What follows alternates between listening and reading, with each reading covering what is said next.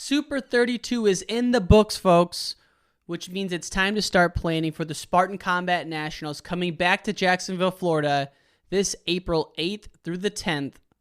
Wrestle beach, folk style, freestyle, and Greco at the Spartan Combat Nationals. Register now at SpartanCombat.com. I used to love to be nervous. I used to love to, think about, just as soon as you touch hands, I used to love the battle of wrestling. Wrestling in itself, just its purity is just a great sport. And I like to bleed. I like to make people bleed. And we can endure anything and adapt and pivot and change. Wrestling gave us that ability. I would say nothing in life has impacted me more than the things wrestling has taught me in terms of self-reflection, resilience. Toughness. Some guys have it, some guys don't. Adversity, 100%. How to pick myself up and be a man after I failed. And everything that has shaped my life and where I'm at today would not be there without the values and basically the lessons I've learned through the sport of wrestling. For me, wrestling saved my life because it allowed me to focus and channel my energy. We're fortunate if you wrestled, because if you wrestled, natural talent helps, but it's 5% of the ingredient. It pales in comparison to heart and technique and effort. It humbled me, taught me humility. Nothing can humble you more than wrestling. I think it's the learning to adapt, right? You learn how to adapt, you learn how to solve problems. If I look back at my time I spent wrestling, if it gave me one thing more than anything else, it's mental toughness. Ladies and gentlemen, it's the Wrestling Changed My Life podcast. This is your host, Ryan Warner. We're back after a 4-day hiatus. We have a new audio documentary coming out in the spring that I've just been in the rabbit hole on, folks, so I apologize for not getting another episode out. But here we are, Friday, November 5th, episode 2 for the week, and it's the great Oscar Wood. If you've listened to the Chael Sonnen episodes, and I encourage that you do, Chael talks about Oscar Wood as an Oregon legend, and indeed he is one, folks. Oscar Wood was the first person ever to win 4 junior national Greco-Roman titles. Alan Freed was the first to do it in freestyle, but Oscar Wood was the first to do it in Greco. His senior year at Fargo, he won a double title, his brother won a double title, and they were both outstanding wrestler of the tournaments. Wow. Oscar Wood and his brother were phenomenal. Oscar went on to Oregon State, where he was a 2-time All-American, and then he went on to the Olympics in 2004, and I just thoroughly enjoyed this conversation. I hope you do as well. As always, folks, let's give it up for Oscar Wood. But before we get to the interview, shout out to our fan of the week, Tyrone Seaman. That's Ty Seaman on the gram, a listener of this show, and one we greatly appreciate. So thank you very much. As always, we're presented by Spartan Combat. Give Spartan Combat some love. SpartanCombat.com. Tell them RW sent you. And that's it, folks. Let's get to the interview with the great Oscar Wood. The great Oscar Wood. How are you, sir? good. How are you doing? Good. Welcome to the podcast. Honored to have you. Thank you. Absolutely. Good to be here. You just returned from a hunting trip. Is that right? Yeah. Kind of was on and off for a month or so. You know, archery season's about a month long, and so we had a good time. Had a real good time. What are you hunting? Got a buck. What's that? What are you guys hunting this time of year? Well, I didn't draw an elk tag this year in archery season, but had a mule deer tag just up in the mountains in Colorado, just about an hour and a half away from Colorado Springs. Is that something where you guys are like sitting in tree stands, or are you stalking and going from there most of the time? Oh yeah. Don't really do much tree stand hunting on the west side, you know. I mean, that's more of a whitetail kind of a hunt, and we mostly have mule deer. I mean, there's whitetail right behind my house here, but I like to go up in the mountains and kind of get away. That's just as much of any of it, just being up there with your buddies and stuff. And are you camping, like tents and that kind of thing? Oh yeah. Well, we have a big, we camp pretty comfortable. We got a real big wall tent, and a big covering over the whole thing. And so if it rains, we got cots and mattresses on the cots, and we're pretty soft these days. And so it's a pretty elaborate cooking establishment. And so, especially if you're going to spend that much time up there, it's nice to be comfortable. A little home away from home. Any wrestlers on that trip? Well, yeah, Jason Kutz. He was at our main camp, and Glenn Naradka, and who else?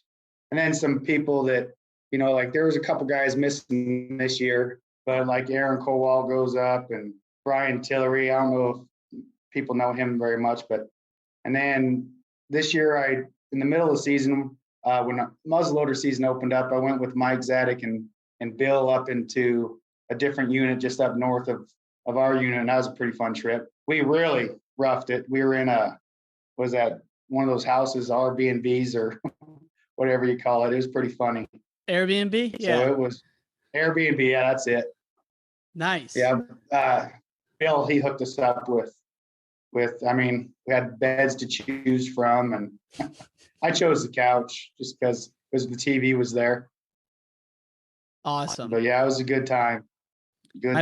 My brother and I always talk, we live in Chicago. It's like, we would love to get into hunting. It just sounds so fun to be out there and to get the meat and just the time outside. Must be amazing.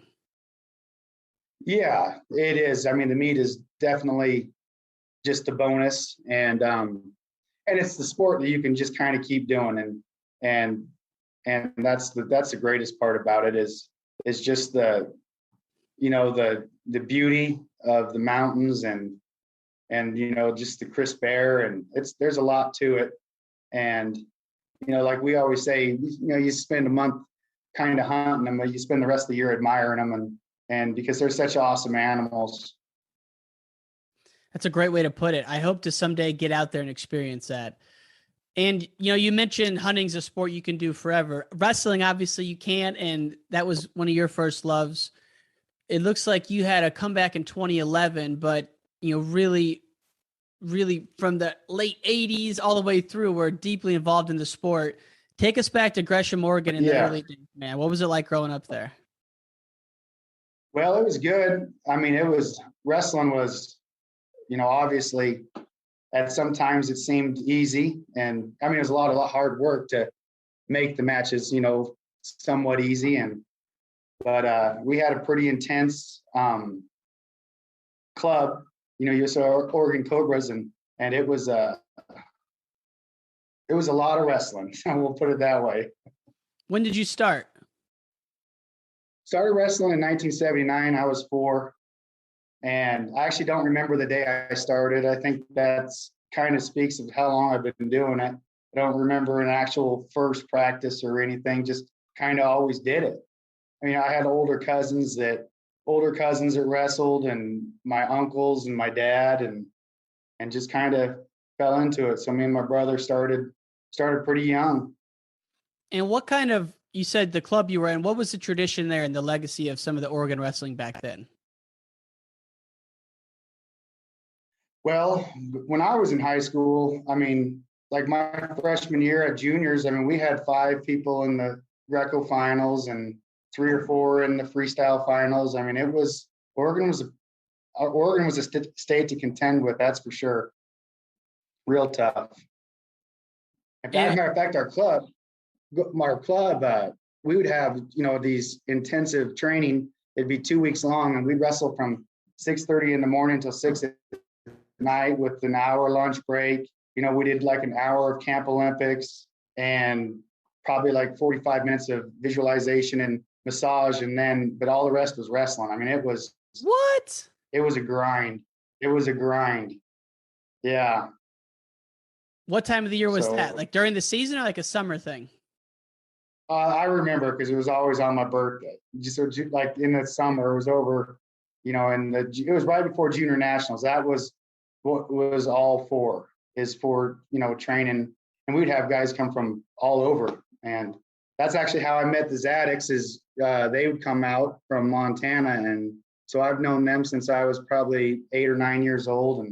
And Well, Mikey was running around and punching. You had to watch him because he'd get you good. He says it's because I tortured him, but I don't think so. How old was Bill back then? Your age? He's old. No, I think he's 2 years older than me. And so maybe 3 years. I do know that he was definitely mean. I mean, when I was a kid, I'll never forget. He looked at me, and he was in the other group wrestling. We never really wrestled because he was bigger than me, and he didn't like me. And so he grabbed my shirt, and he was like, and he says he pretended to spit in it, but he used to try to torture me there for a bit. So, I mean, those. So don't let his nice persona. Yeah. Those are the days, man. I said those are the days back then. Yeah. Wrestling is a lot different than it is now. I mean, you talk about those training camps, basically 12 hours a day, and that's insane. But the one thing you said I want to go back to is you guys would spend time visualizing even back then? Yeah.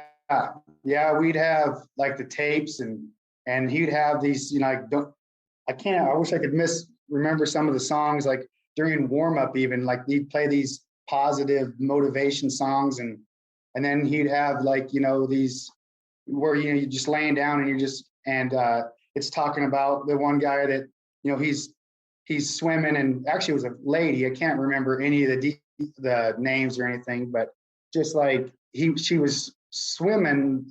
I'm pretty sure it was Alcatraz. That's the jail, right? Yeah. So he's swimming across from one shore to there. Anyway, she didn't make it, and then the next time she did it, geared up, and originally she said I couldn't see I couldn't see the finish line, and then the second time she did it, it was a really foggy day, and anyway, she made it, and they're like, well, how'd you make it this time? Like, well, I could see it, and they're like, well, there's no way you could see it. It was way too foggy, and she said I could see it in my mind, like. Wow. Anyways, he had all these different kind of prepared, like no other. Matter of fact, it was kind of a downplay. Like when I went to college, I never did any extra, because how can you do more extra than, from 12th grade down? And so I just basically went to college, and then you just did what the coaches, told you to do. But I learned later on, hey, we might need to do a little bit more, like on your own. So you had just done so much in high school that you felt like you didn't need to do any more in college, essentially? No, like I'm just talking like beyond what the coach had told you to do is what I'm saying. That's, just the extra. And because there's no way you could do extra. There was no time to do extra, at Mr. Sprague's, under his watch. Yeah. No one was going to outwork us. Because you guys were already doing so much. And you mentioned that was kind of a prelude to Fargo. I mean, you were one of the all-time Kings of Fargo, the first 4-time Greco champ ever in juniors. And your first year, you had none other than future Olympian Brandon Paulson. Talk us through that match. Yeah, I mean, luckily I didn't really know who he was. I was just a freshman, and we went out there and I believe I beat him. It was either 6-4 or 6-2. I got him I hit him with a 3-point move right at the start, but that was a long time ago. I don't really remember how I scored the other points, but I believe it was a front headlock, from our feet, like not the head and arm, but just the front headlock. Yeah, it was pretty good. I took 5th in freestyle that year, lost to, I can't remember. He was a senior. He was the poster. Remember how they make those posters? Mm-hmm. The A6? He was the poster guy. He was good. Lost a couple matches that day. I can't remember who I lost to. Those 1991. And when you were training, I mean, everything you read about you that you were just dominant from an early age through high school. What do you attribute your edge to? Like, how did you get so far ahead in the high school days?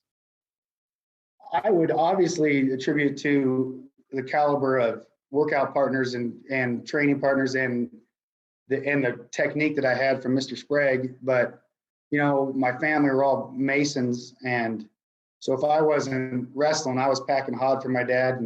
And I don't ever really remember thinking that, boy, that guy was really, really strong. I think I was pretty strong. And you match that with technique, and it helped quite a bit. And what about during the folk style season? What kind of training regimen were you doing? 2-a-days? Well, I would wrestle, you know, at the high school, but then Mondays, Wednesdays, and Fridays, and lots of Saturdays, I would go into the club and train. Like, we would get home on those nights, you know, at, you know, 9, 10, 11, sometimes 11 o'clock. Depends on what mood Mr. Sprague would say. How many times he'd say one more. And what was his background? He never wrestled. He wandered into a wrestling room or a gym once and saw some people wrestling, and he was a good football player, all state, I believe. And anyways, his boy got beat, you know, just kind of threw him into there, and it kind of ticked him off. And they went down and he learned, studied, bought books, and learned wrestling. And he, you know, Marky Sprague was, you know, a world champion when he was 10 years old in the 15 and 16-year-old age group. Wow. Yeah, he was pretty tough. And so this Mr. Sprague was studying not only wrestling technique, but visualization, massages. Like, he was just really into it, huh? Yeah, he was a very successful individual. Like, he owned a boat marina. He had a tennis club. The athletic club we worked out in was a big, you know, it had an Olympic-sized pool in it, and it was his. He was a very successful individual, and he, you know, everything that he's 80 plus years old, and he's still coaching kids and dragging them around and found ways through the virus. Oh, you have to. You'll have to. You have to. I'll call him today. Tell him you got to get it. I'll give you his information. Well, he's an interview. I'll tell you that. That would be awesome, man. Gosh. Yeah. What about the Russells and like those Portland State teams? Did he have a lot to do with some of those guys who went on to wrestle at Portland State and win all those D2 titles?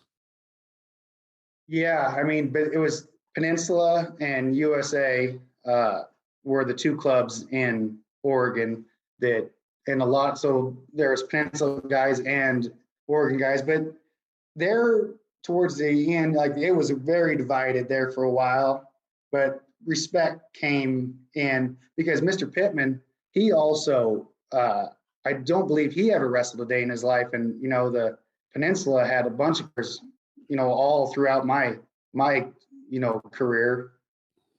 So wow. it was both of them. It was both of them. I mean, that's just such a good tradition out there. It was a big deal. Yeah, it really was back when we were running it. I mean, think about that now. Going out to Fargo and having 5 finalists is ridiculous. I mean, a lot of times when like Team Illinois wins, they'll have a couple, but you know, that's insane. And now people think of Oregon and maybe they don't remember those days, but obviously everyone in your generation does. And you look at, you know, what went on at Oregon State at that time when they got a trophy at the national tournament, you know, the year after Mark Johnson left. Yeah. Well, we actually got, when I was there, we got 3 trophies. We took second and fourth twice. No kidding. So, yeah, I think we got fourth. I think it was my either freshman or junior year. But I know we got 2 fourth place trophies while we were there. I mean, there you go. That's so hard to do in college wrestling, crack that top 4, especially during that time when, you know, Iowa had a stranglehold on it, Oklahoma State, and then Minnesota was just kind of up and coming. One of the years you wrestled with Les Gutches. Tell us about that animal, man. Everyone just speaks volumes about Les Gutches. Well, he was that guy that, you know, he brought his thing to make his food in. He wouldn't change his routine. You know, he wouldn't let anything get in the way that he could control. He did I mean, I will tell you this, I did beat him in arm wrestling. He will deny it. I beat him and Chad Flack. He was our buddy that he was on the same team. He was a senior when I think it was so it'd be like my true or redshirt freshman year is when I wrestled with him, and our buddy died I think it was his senior year right after the season. And well, anyways, Chad Flack was the 191 pounder and Gutches was 77 pounder, and I beat them both in arm wrestling. Les will definitely deny it. But yeah, he was him and his brother. And a lot of his credit, I mean, like Les would tell you, like, because they had Chad Ranner, he had his brother Jason Gutches, you know, he had Randy Couture in the room, and he had Chad Flack. He had good workout partners, and he'll be the first to say that. But he did everything right. And they had great senior leadership too. They were really good dudes. And was that someone who you grew up knowing? Well, so the first time I remember Les Gutches was when he beat Matt Sprague. That's Coach Sprague's son. Matt Sprague won state when he was a freshman at 100 and I think it was like 67 pounds. And then he broke his neck his sophomore year. And so he, like in the first match, and then he came back his junior year, and Les beat Matt Sprague in the semifinals. And that is when I knew who Les was. Because, you know, he was clear on the south end of the state, and I was probably self-absorbed in myself. You know, like that's the first time I can remember him, and I wouldn't have remembered him until later on if he wouldn't have beat, you know, Matt Sprague, because that was a big deal. What kind of an upset was that, or what kind of an atmosphere was that at the tournament when that went down? It was a blow, you know, one of those people going crazy, clapping, and Les did a backflip. I remember that. And Matt was pretty crushed. And then Matt came and won his senior year, you know, but I think he didn't wrestle for a solid year and a half. He broke his neck pretty good in the wrestling match. Dang. So it was just great to come back. Seriously. And Matt Sprague went on to go ahead. I was just going to say, to compete at that level after an injury is incredible. Yeah. He's Matt. I talk to him on the phone periodically, and he's like still into jiu-jitsu and stuff, and he loves, you know, getting the sweat on still, and he's got some boys that are kind of into some stuff, but yeah, it's good. Those are fun stories to hear about. I didn't know how deep it all went with Coach Sprague's son and his success. Yeah, Marky, he was highly recruited, and he ended up going to Arizona State, and you know, just how things happen sometimes. It just, you know, just quite didn't develop. Right. And what about your recruitment? After you had won the 4 Fargo titles and then you won Freestyle your senior year, you and your brother were both OW, which is just unbelievable. What was the recruiting like for you? Yeah. It was, you know, obviously the Oregon State, Nebraska. Who else was it? Can't even remember, but I made a decision real quick. I only went on one visit. I went to Oregon State because that team there was nowhere else I was going.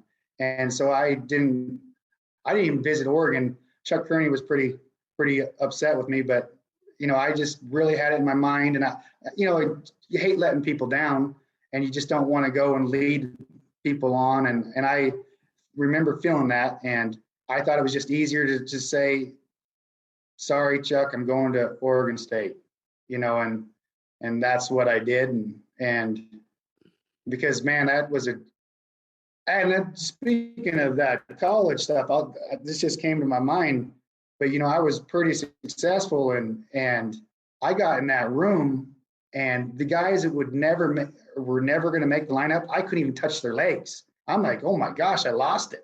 This is over. You know, like, what am I going to do? how am I going to tell my parents that this is not going to work out for me? But then, you caught those guys, and then you eventually, Babak Muhammadi, you'd get a takedown on him every once in a while, the Naradka brothers and some other names I'm forgetting right now, but it was pretty funny though. It was kind of eye-opening because that college is a massive jump, at that. And that's what I just remember, that being a big jump. Even for someone like you, though, who had won 4 Fargo titles, it was still a jump. It was. And like I said, and then we had the Steiners in there coaching, and they would just collegiate grind you, like they were they were good at that. But it was. How tough on top were they? Oh, they were pretty tough, especially after they got you tired, and then they knew it. Like I can remember there towards the end, you go takedowns, and sorry, Steiners, you get them for every once in a while, but man, when they get on top and you were tired, they could throw that little high leg right in and grind on you pretty good. Oh man, those guys are animals. Yeah. Oh yeah. Yeah. Joe Wells, like, he wasn't scared to bite you or anything. Just watch your arm roll. He was a pretty funny guy. I liked him. Were you guys all pulling a ton of weight back then, or were you guys ahead of the times and not doing that? Whoa. So that's that, 97 era when those kids died. Mm-hmm. And so freshman year, I went 134. Sophomore year, I started 134, and we made weight. And I can remember, it was hard to get, all I had to do was just get to the scale, and I could, eat and drink, but, because it was day before weigh-ins, right? And I told Joe, I go, day before weigh-ins. So, I mean, you could crush yourself. And so I told Joe, I was like, I think I'm a 142 pounder, and then like a week later or 2 weeks at the most, they changed the rule and added the 7. And I just rolled with that. So 1 week I was wrestling 134, and like 3 weeks later I was wrestling 149. And that was the best ever. All of a sudden, wrestling was enjoyable. I was still cutting weight for 149, but I would just, use, when they, changed the 2 hour or 1 hour weigh in, whatever it was, I would just use, you would just warm up and, lose 6-8 pounds. And it was, it'd come off like in, an hour, just easy, just with wrestling, and not any sauna or any of that stuff. And so, man, that was the best ever since that weight cutting, stopped. Because 134 must have been insane for you. It was a hard cut. It was a hard cut. I think I was walking around at probably, 55, 56, 57, somewhere in there. So it wasn't fun. I remember me and my buddy, his favorite story was he was like 18 pounds over when we were, because he was the 24 pounder or 18 pounder then, I think. And he was like 18 over, and it was early morning before class, and he knew he had to go cut some weight, and he was down and depressed. And then he walked in, and I was already in the sauna. He's like, "How much are you over?" And I said 19 or 20, whatever I said. And he's like, "Oh, good. Like I'm not the only one." And he tells that story quite a bit, but it was some hard weight cuts.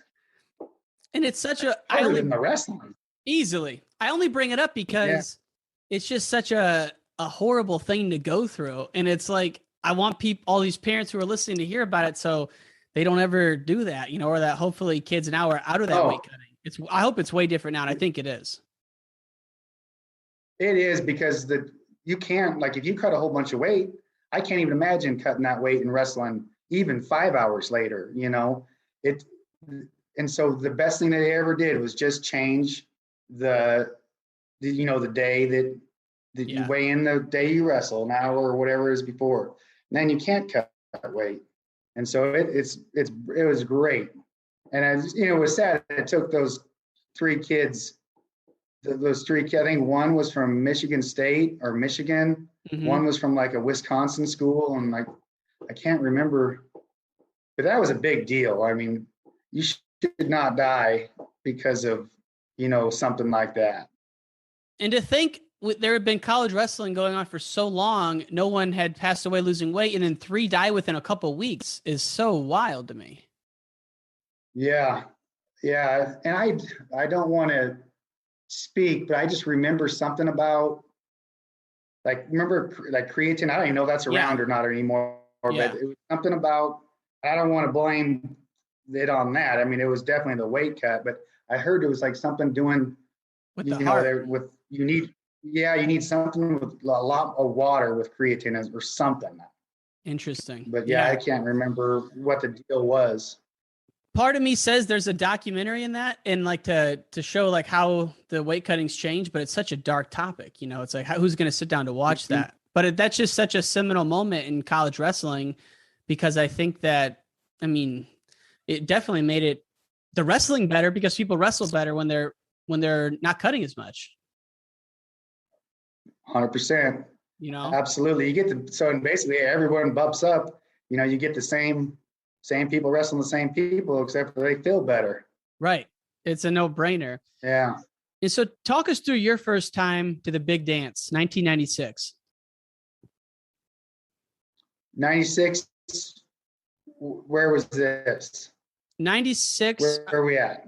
I think 96 was at Iowa City, your first year wrestling at Division I Nationals.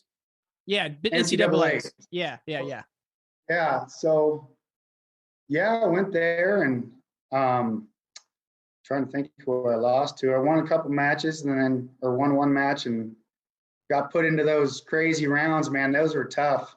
And what memories do you have of your just the first time you won the blood round there and getting to that All-American podium?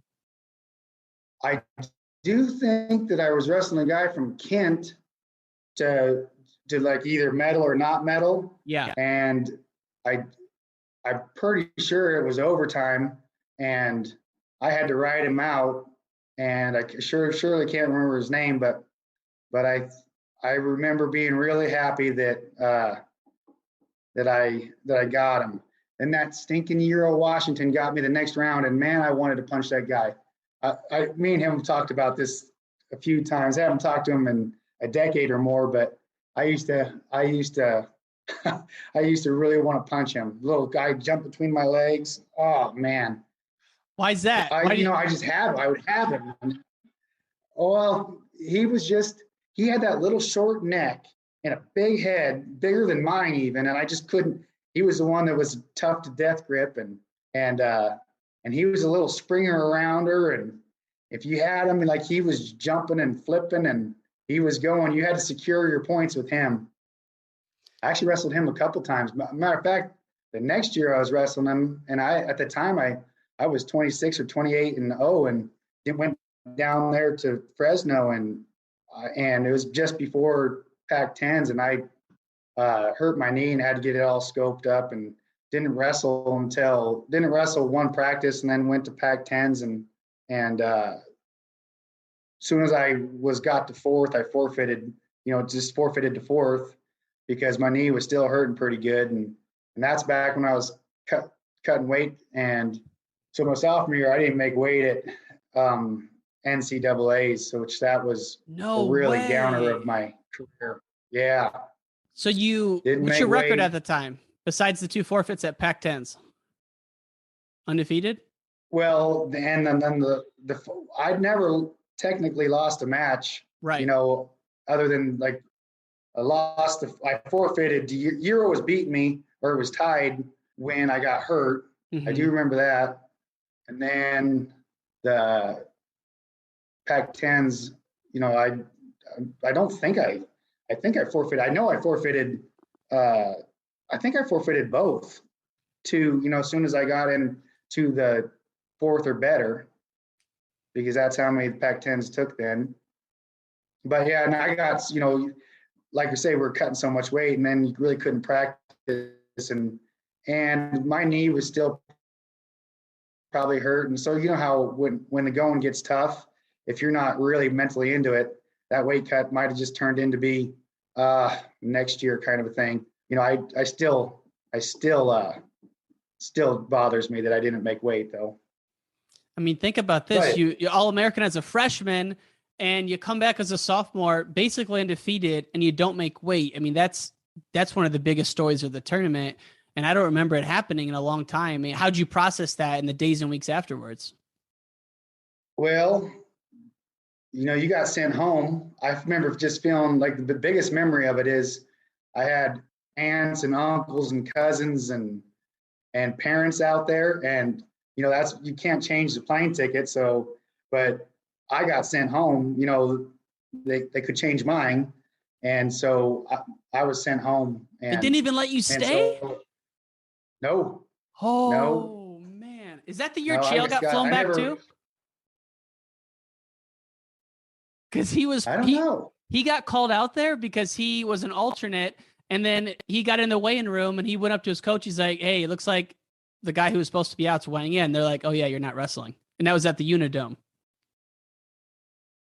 I never stepped foot into that building in my entire life. So I can't remember where weigh-ins were. Maybe it was there and it was on the outskirts, but I never actually walked in and looked and, you know, saw the inside of the stadium. I got sent home the next day. Oh man, what an iconic Nationals too. That was a crazy year with Gable going out. And so did you even like get to the weigh-ins and not make it, or you just threw the towel in before that even happened? Well, I stepped on the scale knowing that I wasn't going to be on, you know, and man, the story even gets worse. Jason Buse, he was an All-American the next year, and he was and he didn't make weight at Pac-10s. And my brother, Isaac, which I don't know if you know, he passed away here a couple years ago. I did know that. Sorry to hear that. He didn't make weight either at the NCAAs. So we had three guys at the Pac-10s, and not to put any blame, but somehow randomly it was decided that at Pac-10s we were going to, before we left to go to Pac-10s, we were going to be within 5 pounds of weight, which that's getting pretty close, and you're getting pretty thirsty. And then I think what happened with Jason is, so then he built, you know, then you kind of rehydrate on the way down, and then it just got too hard because you kind of had a routine that you would do, and it was kind of taken away from us in a way to where, you know, because no one ever missed weight before. And then you know, Jason missed weight at Pac-10s, and I missed weight, and Isaac missed weight at Nationals. It was a big deal there for a bit. I can't believe you and your brother both missed at the Nationals. That's insane. And your whole family's there. Yeah. It was brutal. What happened to Isaac? For them. I just felt like, I don't know. I know that, I mean, he just went dry. Like he was in that sauna, you know, and when you can't, and you're on the bike, you're on plastics, you're in a sauna, and you can't sweat. You can't sweat. I mean, he just dried up. He dried up. So like Saturday morning, you and Isaac are, I mean, think about that. Saturday morning, you guys are back in Oregon and your whole family's at the UNI Dome. Yeah. And oh my God, I can't even imagine what that was like. It wasn't a shining day. No. We'll put it that way.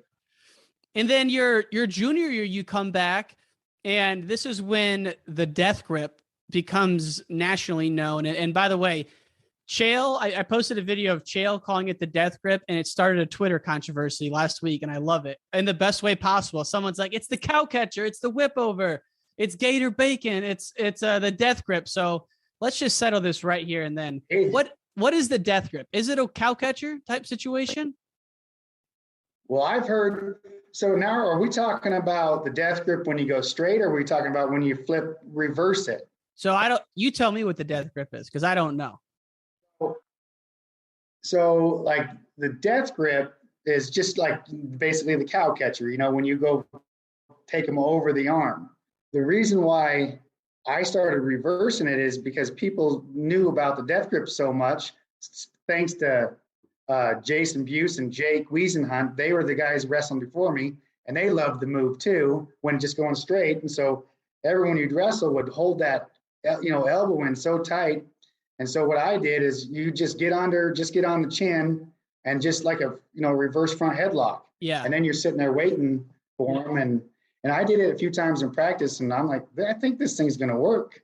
I think it's going to work. But I've always called it the death grip, because if, as you know, like you get underneath the head and you're on the arm, you can't bridge. I mean, if you bridge, you're just putting yourself on your back, and all my weight's on it. You got to pull me all over the top. It's pretty much, it's over. If you get hit in it, it's done. I think about Tony Ramos mastering that. He hit that so many times at Iowa. Like, cause you're talking about when you're in a front headlock, you got your right hand on the chin, left hand kind of over the back, and you're hitting that whip over kind of thing. Oh, gotcha. Yeah. And then you would reverse it the other way. I know exactly what you're talking about. Gotcha. Mm-hmm. So at 98, all you have to do is just go ahead. Well, I just said all you had to do is just beat him, kind of be waiting there for him on the. It was a pretty fast move. And you can really suck the wind out of him when you got that head wrenched up like that too. Yeah, like I said, it's pretty much over. I mean, it really is. Unless you have a chance if you're real close to the out of bounds. But if you're in the middle, it's like the ocean. You're not making it. That's a scary place to have Oscar Wood pulling you into the underbellies of the ocean there. So 98, you go into the Nationals, lose a match in the second round. I got to think it's an upset. But then in the wrestlebacks, you just go off. How many people did you pin? I think it was 5. I'm pretty sure it was 5. It might have been 4, but it was at least 4. I know that, but it might have been 5. All with the death grip? Looked at the brackets. I think so. I think every one of them was. I know in the finals was. I think it was. I'm pretty sure. Pulling up the bracket. Pulling up the bracket right now, my man. All right, 98. Oh, checking. I didn't realize we could check stats here. Catch me lying. Oh yeah, no. Just so we can. First round, you pin the dude from Slippery Rock. Second round, you lose to Mike Hart from Missouri, 10-6. And then in the wrestlebacks, a tech, a win, pin. Then you pin the dude from Missouri for third and fourth, the same guy who beat you in the second round. Wow. Yeah. I believe I was beating him pretty good when I pinned him too. That was a good match. Still gets me a little bit.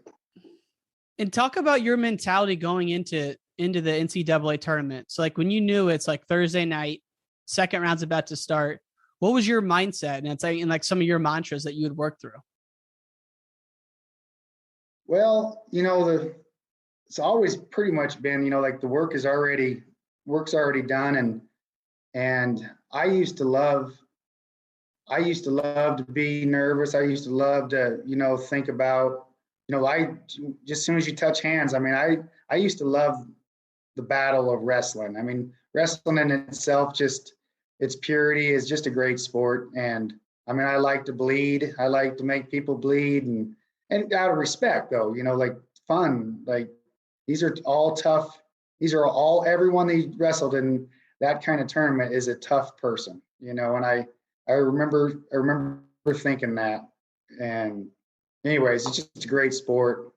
And so you would just love that kind of a moment when both guys are going at it, thinking they can win.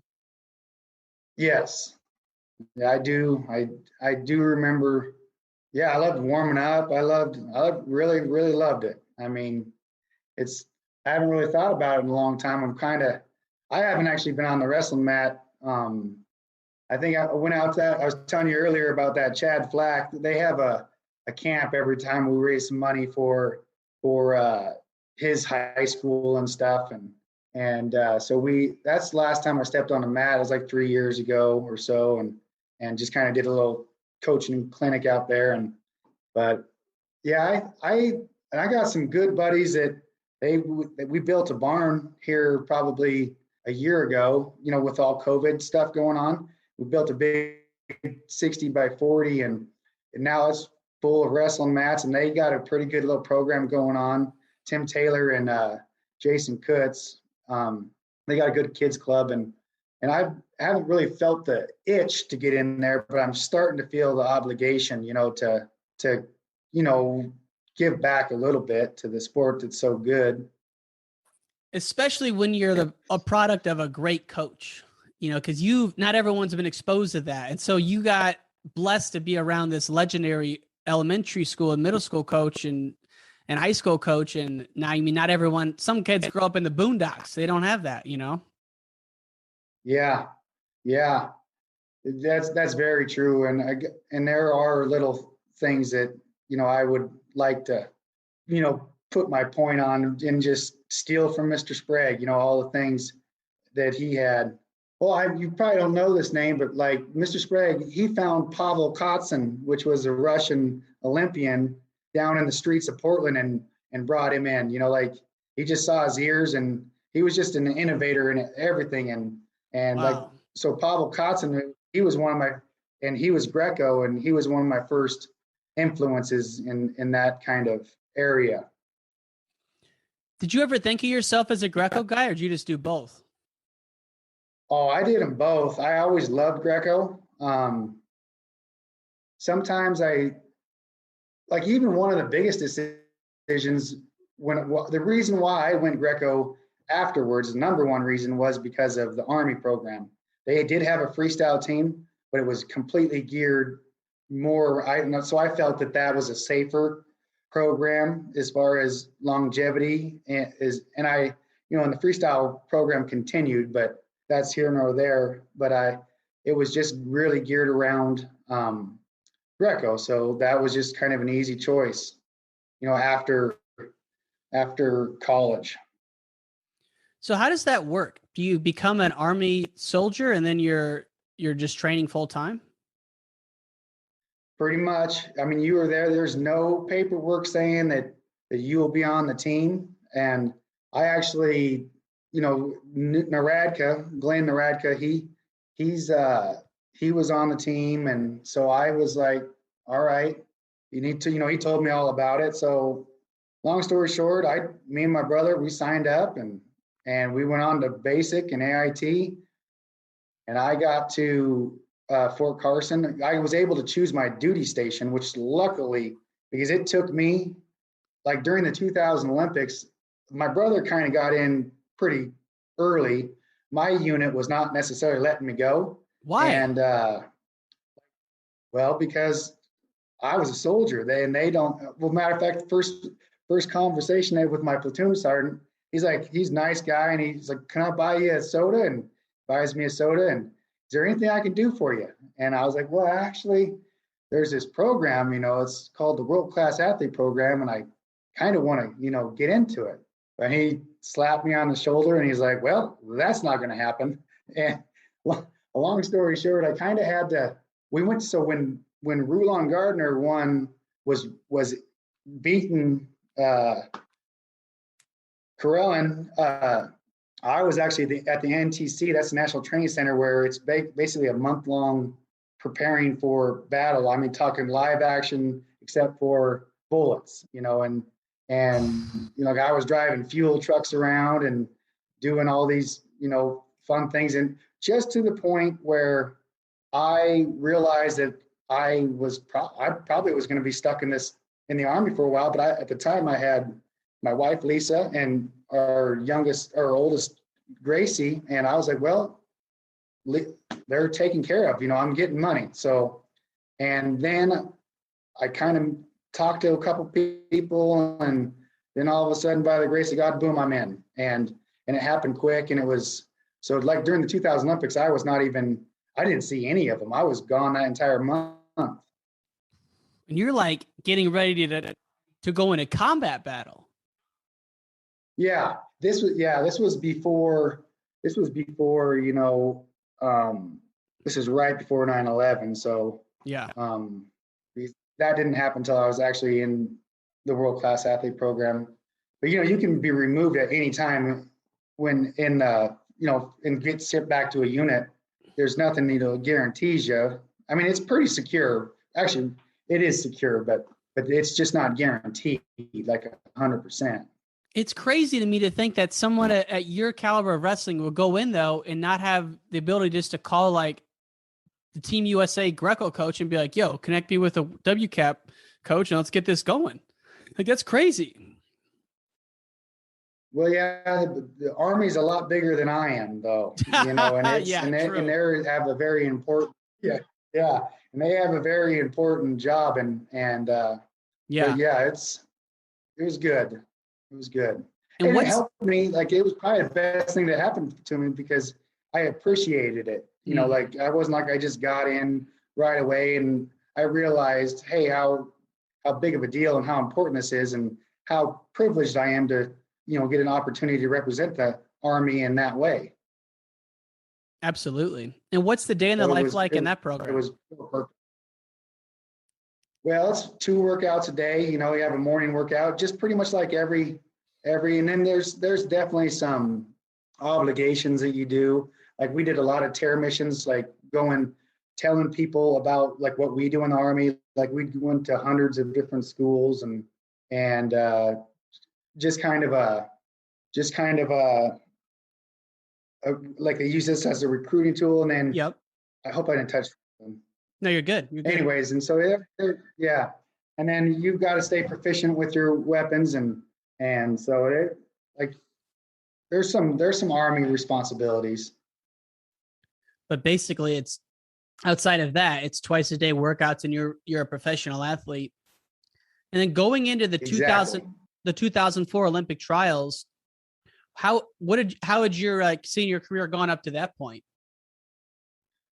Well, I've been on a couple national teams and stuff, but I'd never really cracked the number 1 spot. And so, but I felt pretty good that year. I remember feeling real good and started, doing a little extra, and it was a good run. What memories do you have of the Olympic trials in Indianapolis? So I was, Farouk, he was removed from the number 1 spot because of a failed test. And so I was now the number 1. I took second at nationals. And so I was waiting for whoever came out of the bracket, there was a lot of pretty tough dudes in there. And Kevin Bracken came out and I pinned him the first match, and I could beat him 3 or 4 to 5 to 0 the second match. I've actually, if anyone ever knows how you could I've never seen those matches on video. I can't find them anywhere. Wow. The 2 matches to make the team. I bet $10.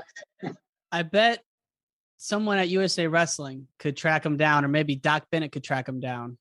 But I have asked Zadok 50 times, and he's like, I can't find them. And what? So I don't know. It was NSNBC. Is that right? And I've tried to go through them and blah, blah, blah. Anyways, I've just never seen the matches. I would like to see them. Well, that's a personal challenge that this podcast will take on. Anyone listening or myself, if we find them, we'll get them to you, Oscar Wood. No question. That'd be awesome. And once you made the Olympic team, I mean, everyone asks you the moment, but is it what you thought it would be? Well, it took me a while to, I really thought I was going to get a medal. And I'll tell you, I went in there I cannot believe how far off I got off the game plan.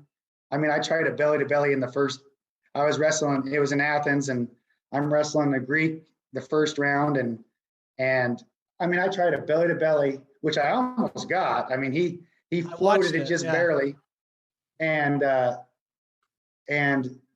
was just too aggressive, actually, in some ways. I should have zoned it down. Then it got to a point where I have to pin people to have a chance to advance, because that was back during that. And so I had to go and just open up and just go for it, which in some ways is good, but it took me a couple of years to not have that a disappointment feeling more. But now I'm extremely happy for the the experience. It was great. You know, we competed at the end, so it wasn't like there was a whole bunch of sightseeing. We were there a month, but we just didn't really leave the village when we started competing, and we didn't really leave. I think it was the American Greek of College of Greece or something, that this campus that we were on, and we just stayed, you know, pretty much there and trained. Did you go to the opening ceremonies? Yes, we did. That was pretty cool. That was pretty funny.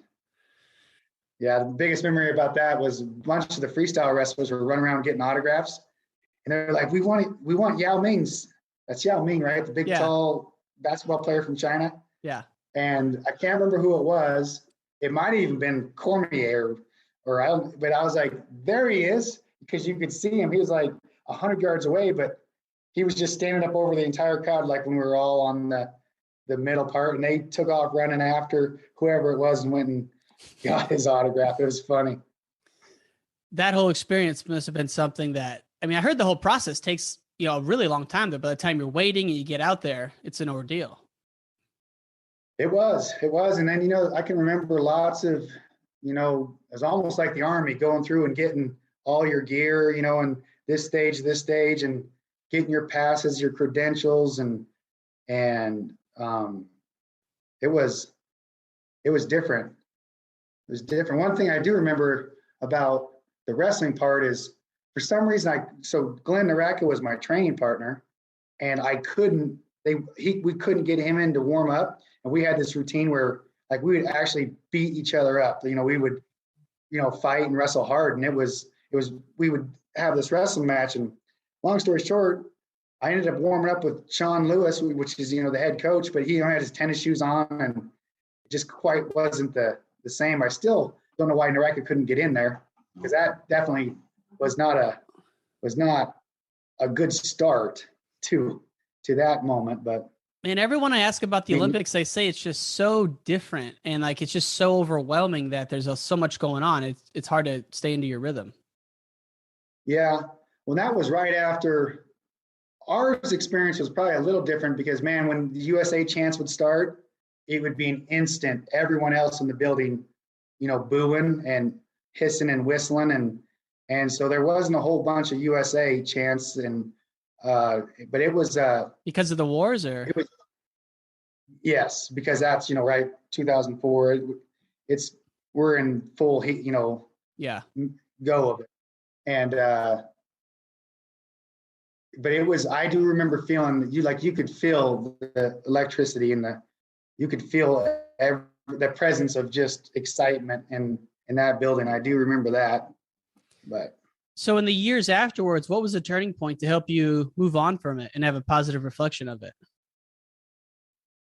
I think it had a lot to do with my children talking about it, and just kind of, you know, and then just, you know, sometimes things just don't go your way. And I made a team, and just looking about it in a different perspective of, you know, actually what it was instead of what it wasn't. And I think that probably helped, you know, a lot. And the reason I ask is that, you know, a lot of people listen to the show have always got, you know, maybe have gone through something in the wrestling world or even in their personal lives. And, you know, it takes years to get over it, you know? And so to hear someone like yourself who's been at the highest level and achieved the 0.00001% of wrestling, it's just so crazy to think that now a lot of the people who are at your level expect so much of themselves that when it doesn't go their way, it's hard for them to move on from it. Even though to the outside world like us, you're like, man, Oscar Wood's a freaking Olympian, but you guys expect so much of yourself, you know? Well, yeah. I mean, everyone's like that. I think to a certain extent, every wrestler, and I mean, whatever level, like, I don't care if it's the JV district tournament, still want to win it, you know, like, and disappointment's disappointment, no matter what level it is. And just like, you know, hard is hard, and, and, you know, and no one likes to lose. And I just think that whatever level it is, you know, they always say, you know, you learn more from a loss than a win. And it is true, you know, I mean, it really is. But when it gets to a certain point where you have no more matches to lose. Well, it does you no good to lose the last one, or whatever. But it teaches you, as you know, I mean, this is life skills. And like, I hope, my best days they're still in front of me. I got grandchildren now, and that's the fun, been married this year will be 25 years and got my third grandchild on the way. And congratulations.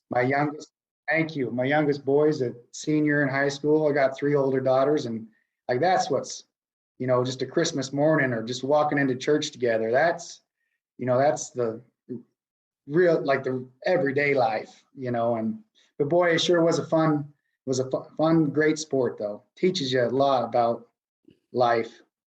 What's the one thing that sticks out to you, the biggest impact that wrestling's given you? Well, number one, it would have to be, this is going to sound, but I, went to Oregon State and I met my wife the very first day of college. So number one, I got her, and because I wouldn't have went to college if it wasn't for wrestling, that's for sure. They used to ask me what my major was, and I told them eligibility, just to try to stay eligible. And I did it. But so I would just say just learning how, dealing with, tough things. I mean, wrestling was an extremely tough sport, very rewarding. And, sometimes things don't go your way that, you can't control and control what you can control. And I would say that's pretty much the gist of it. But how about the friends though? Like, right. There's something about wrestlers these guys, I got other good buddies, but you can always count on a wrestler. And there's probably a couple of them that have been dirt bags. Like, I'm talking not my friends, but in the world, there might be a few, but not really. I mean, wrestling it creates good men, I think. Yeah. I mean, think about all the attributes you were just describing. If you apply those to any person's life, they're going to have a good life, right? Control what you can control, overcome difficulty. That's the ingredients for some satisfaction later in life. I believe so. I really do. Well, Oscar, this has been an awesome conversation. I have 3 questions from the audience I got to run by you, kind of rapid fire. Then we'll let you go, my friend. Okay. Perfect. All right. I've got a ton of requests to have you talk about this. What memories do you have of your Fargo match with Eric Guerrero when he was a defending world champ and you were the defending Greco champ wrestling in the freestyle tournament? Well, I'd already wrestled him 2 times that year. I wrestled him at the Southwest Regionals, and I beat him pretty good, teched him. And then I wrestled him at the what do you call those? The duels. We used to have those duels. Virginia or the national duels? The national team duels. This year it was in Oklahoma, I think. One year it was in Illinois. The junior freestyle duels or the junior Greco duels. Yeah. But yeah, it'd be Greco and freestyle. Okay. And I wrestled him there, and I beat him not as bad, but it was still somewhere around 10-0. And then we wrestled in the junior national semifinals, and he got real smart. He quit shooting. Like, he would stand there and because I did have pretty good front headlock, and that was part of that was most of the deal with the matches in the first bit. But I remember I think it was 6-4 was the final score. I do remember getting put down and knowing that I needed to not get turned, and I knew I knew how good he was. He's always tough, and so like it was. I tell you the truth, I can't remember a whole bunch about it, but I do remember getting put down and not getting turned there at the end. And so, and I think I don't think I scored one front headlock on him in that match. I think it was just gut wrenches. And I think I got a takedown or 2. I don't know. Just think of, like you say, a long time. It's funny you say that because, when I was in my 20s, I would ask people about big matches they had. And I'm like, how the hell can they not remember that? It's like, one of the biggest matches of all time. But now as I'm 32 and I'm trying to think back to some of my high school matches, and I'm like, I have no recollection of this match or that tournament. And I know 10 years ago, I could remember them with like tiniest detail. So I totally get it. You know, it makes I mean, shit, your senior year of high school and a semifinal match at Fargo, you know, you had so many of them. Well, that was definitely one a lot of people have asked about because, you know, Chael Sonnen's been on the show a bunch of times. And he's funny, man. He talks about you every chance he can get. And he always tells me the story about the Eric Guerrero match at junior regionals. And then I didn't know you guys matched up at Fargo later that year. It was, that bracket at the Southwest regionals, that bracket was stacked. There was a lot of guys in that thing. I can't remember their names, but I remember like Willie Weinberg, and I'm going to forget a whole bunch. Casey, I can't remember, man. We'll dig it up. Don't worry. We'll dig it up, man. Come on quick. We'll dig it up. All right. Next question. Who's the best guy you ever wrestled in a match?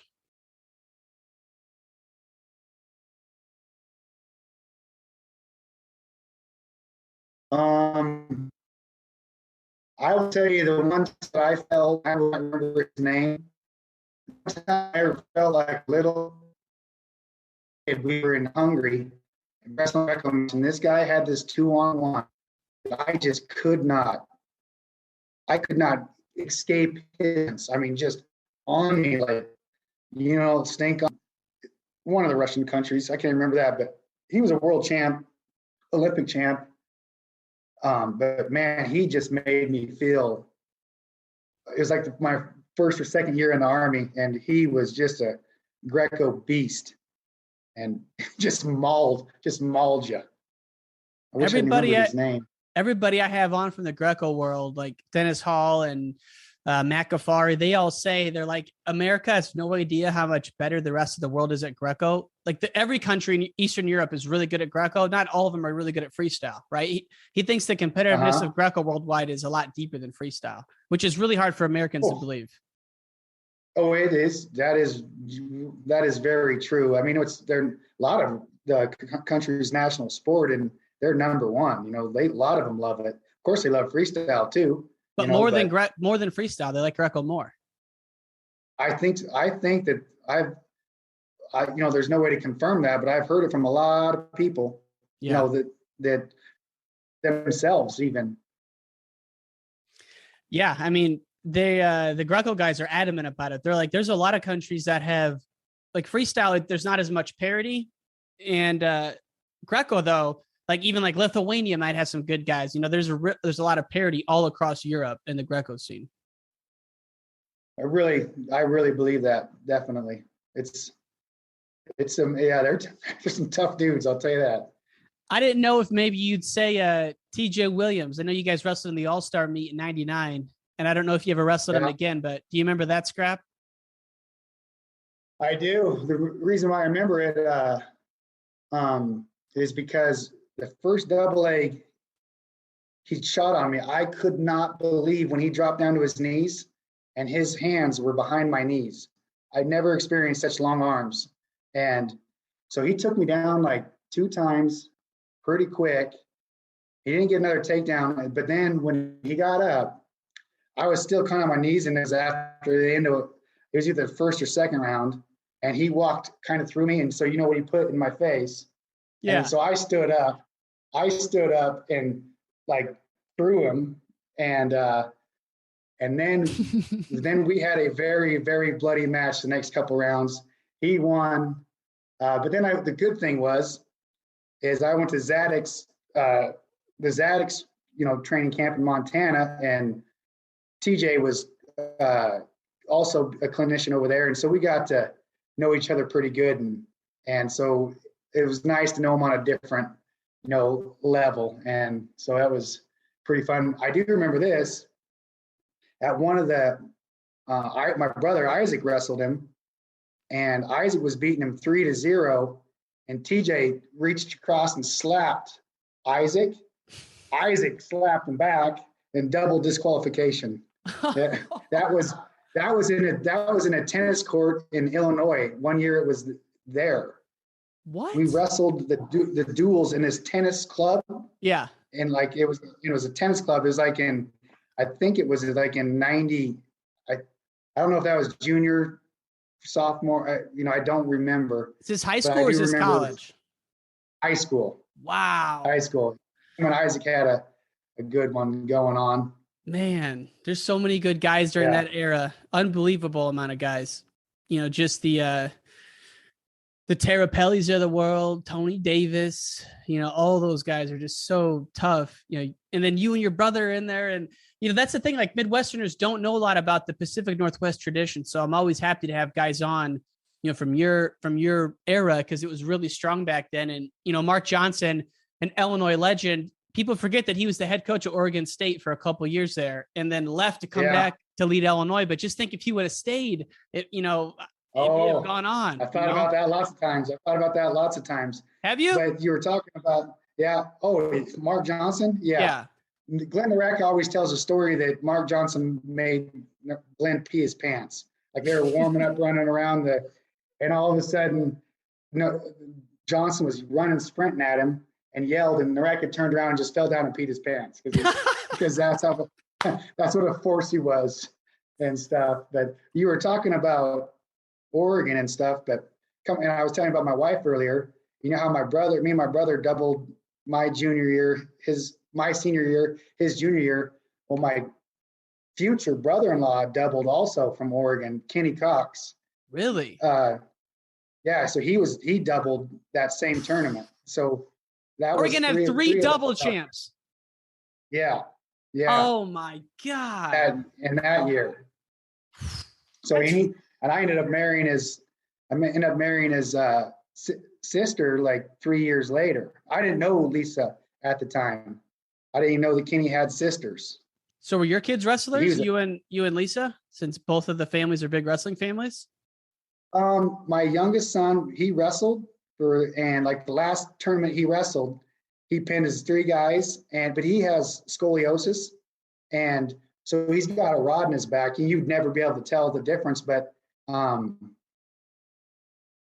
so he wrestled till he was like probably 7 or 8 but now it's definitely gonna sound like I'm bragging, but he's a phenomenal artist. Like the things that he can do is not even anything. He can do anything. And like painting or drawing painting, drawing. He can draw your face. I mean, you look just exactly like you. I don't know. I can get how someone can draw a face, but I don't get how he can capture your face, right. Kind of a deal. It's a great avenue that he took and he's a tough kid, but just wasn't meant to be a wrestler anyways. And so it's perfect. That's awesome. And then I had 3 daughters. One of them wanted to wrestle, but she was a little claustrophobic. So when she got balled up, she's like, I think I'm done. It's cool. Your son's an artist though. And like, he's at the high level in his thing, Yeah. Yeah. He's won lots of national awards and stuff. And so you might hear of him someday. We might have to commission him for a drawing of the show. Get some new art up in the studio here. Oh, he could get you. That's awesome, man. Well, Oscar Wood, man, this has been a real pleasure. I can't thank you enough for coming on the show. And man, really appreciate your time. Well, thank you. Nice to get to know you. Yes, sir. Take care, man. All right, buddy. Bye. Thanks for listening to this episode of Wrestling Changed My Life. To see video clips from this interview, please go to Instagram at Wrestling Changed My Life. This episode was proudly presented by Spartan Combat. The Spartan Combat Nationals are returning to Jacksonville, Florida, April 8th through the 10th, 2022. Register now at SpartanCombat.com.